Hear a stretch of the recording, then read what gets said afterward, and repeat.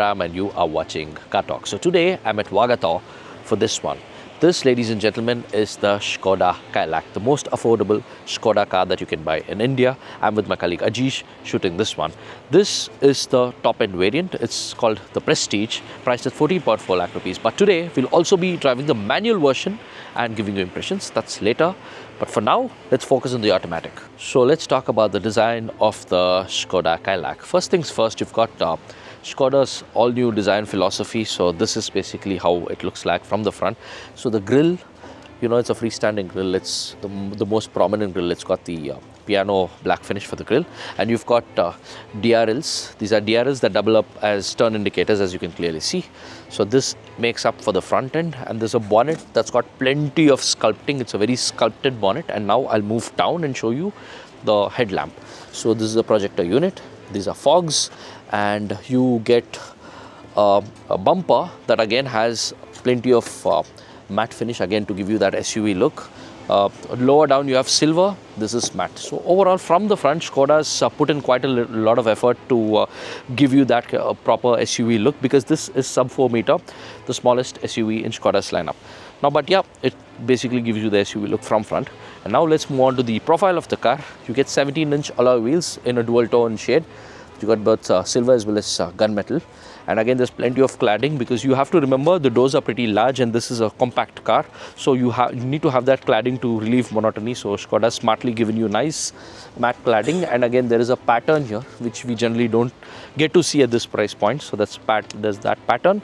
So overall, it gives you that, it makes the SUV look taller than it is. There's about 189 mm of ground clearance, but it's accentuated because of this matte. It looks a lot taller. If the doors were to be very large, then it would possibly look like a hatchback, because again, sub-4 meter, they've compressed it. Now, moving on to the rear, this is again where things change. You've got again new tail lamps. Absolutely, this is a new design. So this is how it looks. LED unit there, and instead of Skoda giving a connected DRL, which is like a signature in most SUVs now, Skoda's gone for a matte applique here on the tailgate. It looks pretty good, but it looks a little different. And there is the rear bumper, which again matte finish. You've got multiple colors. You've got black as well as silver. Overall, from the rear, and let's also talk about the tailgate, where it's a sculpted unit. It gives the car quite these Germanic. There's a bunch of edges and creases than curves here. So this is how the rear of the Skoda Kylaq looks. And before I forget, you've got the new Skoda, logo, which is basically the name, which is in 3D. So this is the Kylaq's rear for you. And on top, what you have is a shark fin antenna. You also get a ducktail, small spoiler here. And then these are roof rails, again to make the car look tall. But the roof rails, you can't keep anything here. They're more cosmetic in nature. Chrome door handles and body colored mirrors. So this is basically the overall design of the Skoda. So I'm sitting inside the cabin of the Skoda Kylaq. It's a nice compact car, and it feels quite compact. There's not much space. See, I can actually touch the B-pillar from my driver's seat. It's not a very wide car as such, but overall the cabin's a nicely appointed cabin. There are a bunch of colors. You've got beige, you've got grey, and you've got, it's almost olive. And there is some texture here which is not to be found in most other cars. This is a nice bamboo texture. It's almost like a cloth texture. This is basically the overall cabin of the car. There's a freestanding display which has your radio, navigation and everything. It's a touchscreen, of course. And you also have an MID, which is a TFT. And the steering is a 2-spoke steering. It looks really nice with the Skoda badge on it. Really nice to hold, and it's not a flat bottomed steering, it's a round steering, but it's a 2-spoke steering. And you got paddle shifters, because this is a 6-speed automatic torque converter. You've got paddle shifters. Then you have cruise control and everything on this stock, whereas this stock basically is your wiper. And you also have the steering, which is adjustable both for rake and reach. That is a cool thing. And there is a nice dead pedal as well, because this is an automatic that you're driving. Armrest has space, reasonable amount of space here under it. And then let's move front, show you the wireless charging, etc. This is where your wireless charging goes, and plenty of grip there, because they rubberized it. and you have automatic climate control, your temperature settings and your blower speeds, and you have ventilation function for both the driver and front passenger. Also, there is these seats, both the driver and front passenger seats are power adjustable. Even the passenger seat is power adjustable even for height. So that is something many cars don't offer. The Kylaq does it. This is the top end car, 14.4 lakh rupees, ex-showroom, the automatic. So this is your overall interiors, and I also wanted to show you the glove box, a clever feature here. So there is this sunglass holder that you can remove. Okay, if you don't wear sunglasses, you don't need to have this, but this is removable. A fairly, reasonably sized glove box, nothing big or nothing small.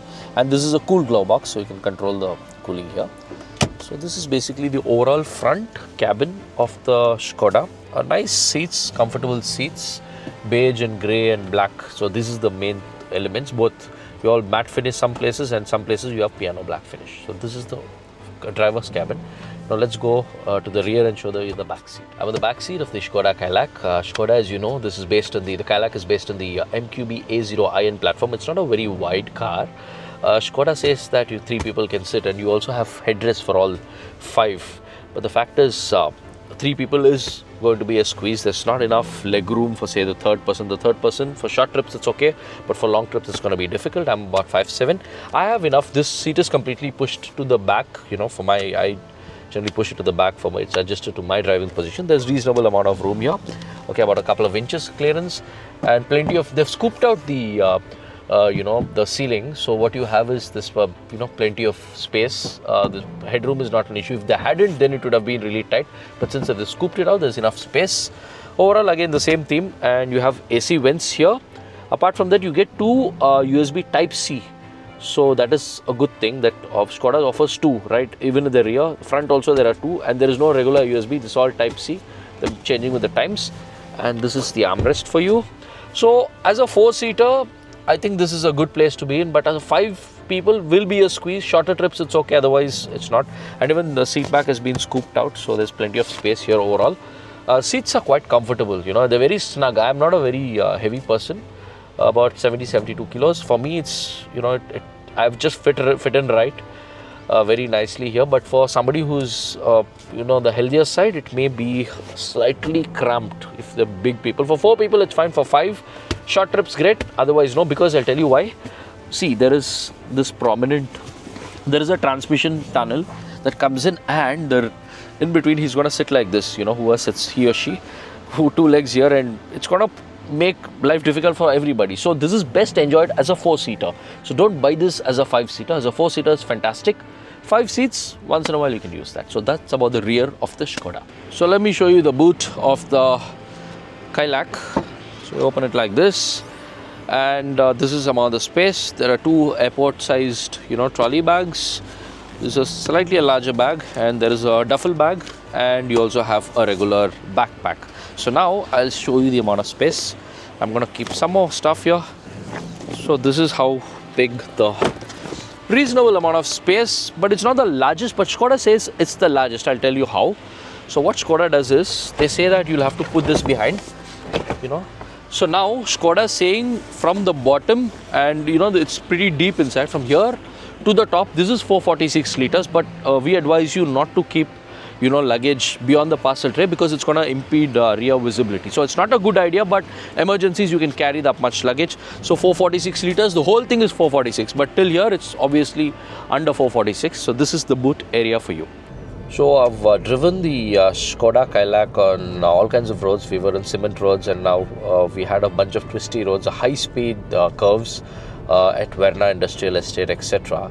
So good thing is, the engine loves to be revved and is a very, very smooth operator. So that is something you'll really like. Though it's a triple cylinder, you know that it's a triple cylinder because there is that thrum that this motor has when it's idling, when you're just moving in, say when you're inching ahead in traffic, those places you feel that thrum. But apart from that, when it's revving, there is, absolutely no harshness. Though you hear the engine, it's a raspy note, but there's no harshness, so it's a lovely engine. That's one thing.